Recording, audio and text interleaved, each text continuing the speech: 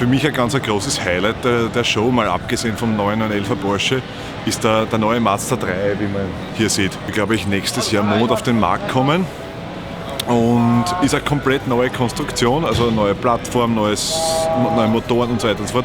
Und das absolute Highlight bei den Motoren ist der neue Diesel-Otto, der schon von Mazda groß angekündigt wurde. Das ist im Prinzip ein Benzinmotor, der nach dem Funktionsprinzip eines Diesels funktioniert und völlig neue Wege, also einen völlig neuen Weg einschlagen soll. Also 30% weniger Verbrauch soll der Motor bringen bei viel höherer Leistung und viel besserer Fahrbarkeit. Soll heißen ein 2 Liter Benzinmotor mit 190 PS, Kompressoraufladung und 30% geringeren Verbrauch im Vergleich zu seinem Vorgänger. Wir sind gespannt.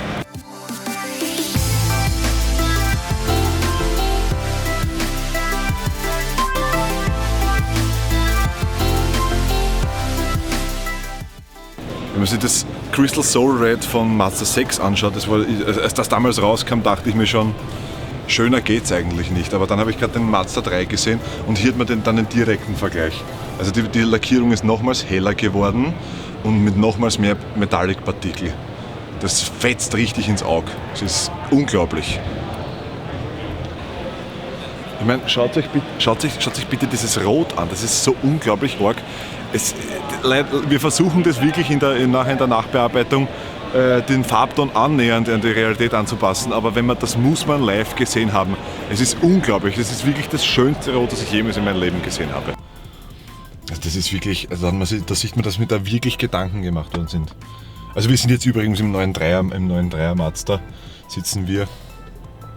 Und ich glaube auch, das ist der erste Wagen in der Klein- oder Mittelklasse, Kompaktklasse, in dem man mit einem Schiebedach genügend Kopfreihe hat mit über 1,90 Meter. Sehr gelungen.